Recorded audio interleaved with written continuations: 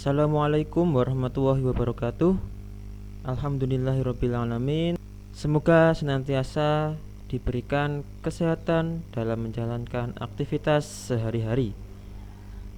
Tetap semangat meskipun kita belum bisa bertemu secara langsung, tapi kita lalui pelajaran pertama ini dengan pelajaran melalui online. Sebelum saya menjelaskan tentang materi Akidah Akhlak kelas 11, izinkan saya memperkenalkan diri saya. Nama saya Muhammad Maftuh Rizky Ihsan. Saya sebagai guru kalian, guru Akidah Akhlak kelas 11. Oke, langsung saja. Sebelum kita masuk dalam materi utama, alangkah lebih baiknya kita ulas sedikit tentang pengertian akidah dan pengertian akhlak, sebagaimana yang pernah kita pelajari baik di kelas 10 maupun di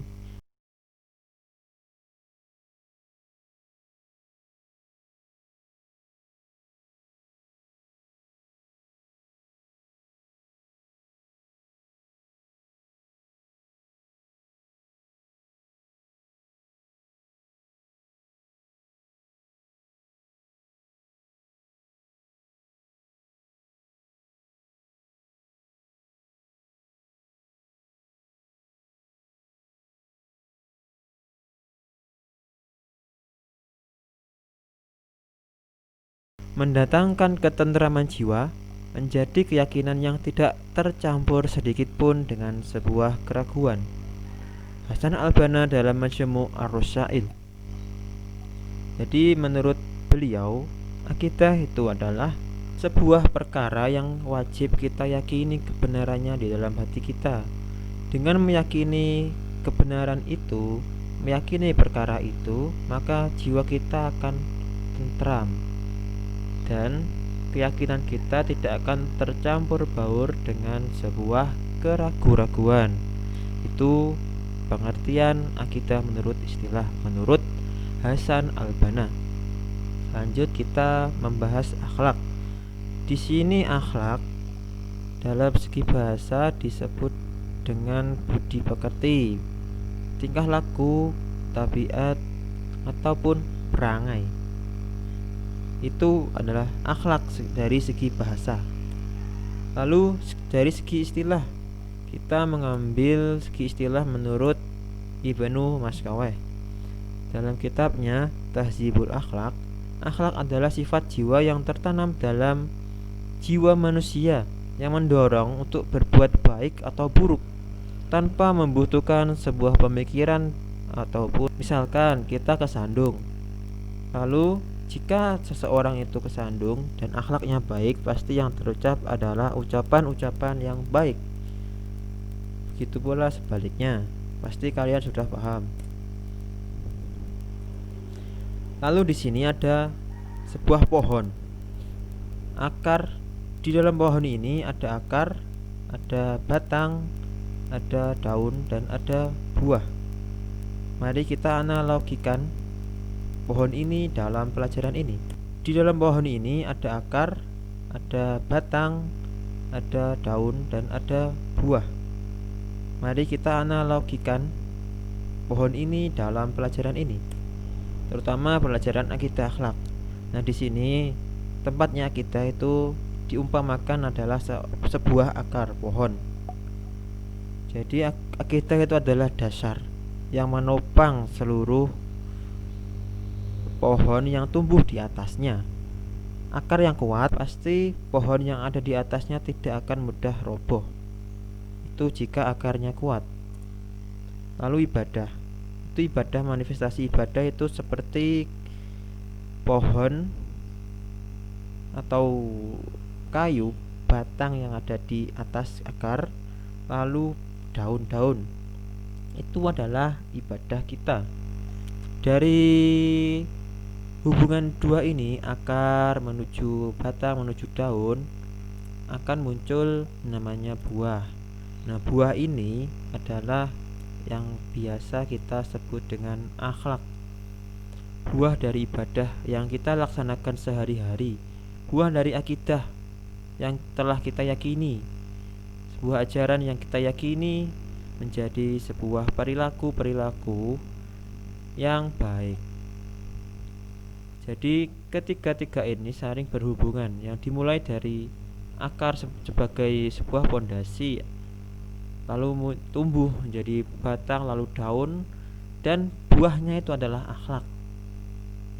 Kalau kita ibaratkan dalam sebuah bangunan, akidah itu adalah pondasi, lalu ibadah dan akhlak itu adalah yang tumbuh, yang ada di atas pondasi tersebut. Itu bisa berupa batu bata sebagai dinding, pintu, jendela, genteng, kayu-kayu sebagai penopang rumah itu agar tidak roboh.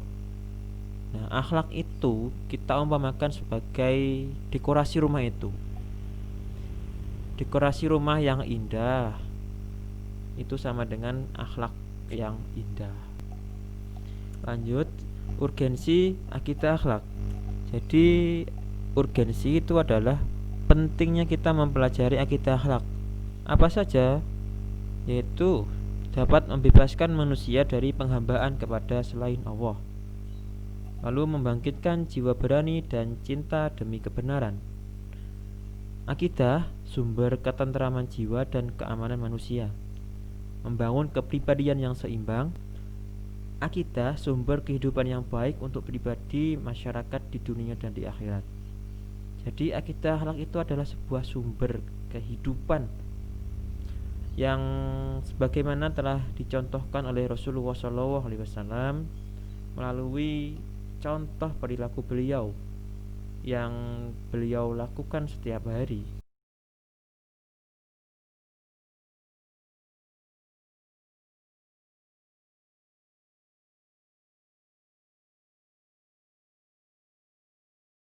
Lalu manfaat akidah akhlak. Secara substansial, mata pelajaran akidah akhlak memiliki kontribusi dalam memberikan motivasi kepada siswa untuk mempraktekkan akhlakul karimah dan adab islami dalam kehidupan sehari-hari, sebagaimana manifestasi dari keimanannya kepada Allah, kepada malaikat-malaikat Allah, kitab-kitab Allah, Rasulullah dari akhir, serta qada dan qadar. Jadi diharapkan ketika kalian sudah mempelajari mata pelajaran akidah akhlak ini, kalian akan mampu mempraktekkan akhlak-akhlak terpuji, akhlak-akhlak mulia, dan adab-adab islami dalam kehidupan sehari-hari kita. Itu sebagai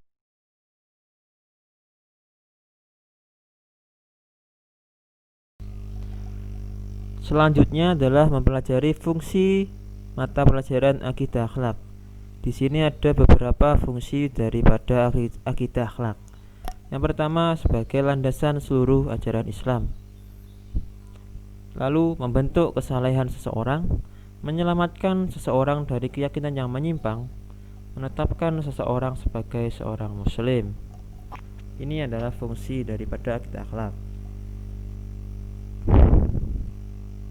Lalu pada slide ini adalah materi akidah akhlak yang akan kita pelajari di kelas 11 semester 1.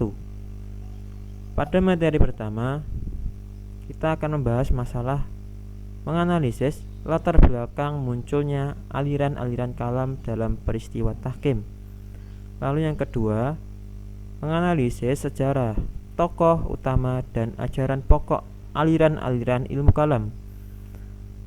Aliran ilmu kalam itu antara lain Khawarij, Syiah, Murji'ah, Jabariyah, Qadariyah, Mu'tazilah, Ahlussunnah wal Jamaah, yang di sini adalah Asy'ariyah dan Maturidiyah. Materi yang ketiga, menganalisis perilaku dan dampak negatif serta upaya menghindari dosa-dosa besar, antara lain membunuh, liwat, LGBT, meminum khamr, judi, mencuri, durhaka kepada orang tua, meninggalkan sholat, memakan harta anak yatim, dan korupsi.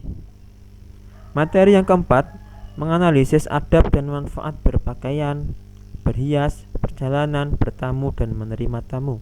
Yang kelima, menganalisis sifat-sifat utama putri Rasulullah SAW, Fatimatus Zahra dan Uwais Al-Qarni. Jadi kelima materi ini adalah materi yang akan kita pelajari di kelas 11 semester 1. Semua materi ini ada di buku paket yang sudah saya upload di bahan ajar di kelas e-learning. Silakan di-download dan dipelajari sebagai bahan belajar kita selama kita belajar dari rumah. Semoga semua yang kita pelajari bermanfaat dan sampai jumpa di pertemuan selanjutnya. Sekian dari saya. Wassalamualaikum warahmatullahi wabarakatuh.